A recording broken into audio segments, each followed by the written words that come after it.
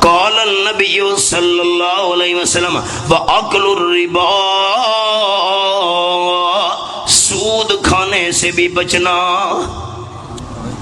تیسرا پارہ، رب العالمین فرماتے ہیں سود کا کاروبار کرنے والوں، سود کا لین دین کرنے والوں، جی رب العالمین فَإِن لَّمْ تَفْعَلُوا فَأْذَنُوا بِحَرْبٍ مِّنَ اللَّهِ وَرَسُولِهِ،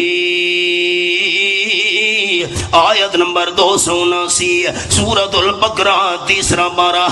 اگر تم سودی کاروبار نہیں چھوڑو گے تو اللہ اور اس کے محبوب سے جنگ کرنے کے لیے تیار ہو جاؤ۔ ایک بات پوچھتا ہوں، قرآن ماننے والے دوست مجھے بتائیں گے، جو بندہ اللہ اور اس کے محبوب صلی اللہ علیہ وسلم سے جنگ کرے وہ کامیاب ہو سکتا ہے؟ دو آپ صلی اللہ علیہ وسلم کے فرمان سناتا ہوں۔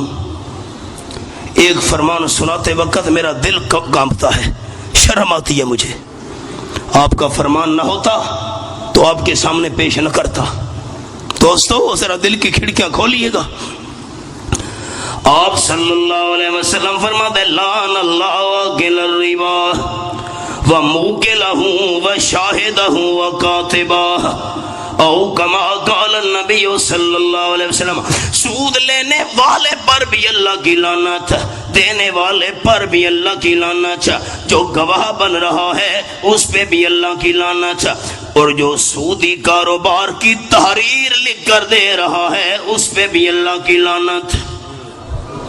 اور بات اللہ، آپ صلی اللہ علیہ وسلم فرماتے ہیں سود کے 70 گناہ ہیں، اور چھوٹے سے چھوٹا گناہ یہ ہے، 69 گناہ تو بڑے ہیں۔ سود کے 70 گناہوں میں سے چھوٹے سے چھوٹا گناہ الرجل علی امہ او کما قال النبی صلی اللہ علیہ وسلم، 70 گناہوں میں سے چھوٹا گناہ 69 تو اس سے بڑے ہیں۔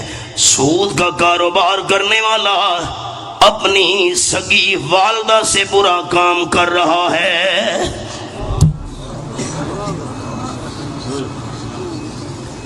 ہمارے ملک میں نظام سود کا چل رہا اور برکتیں آئیں۔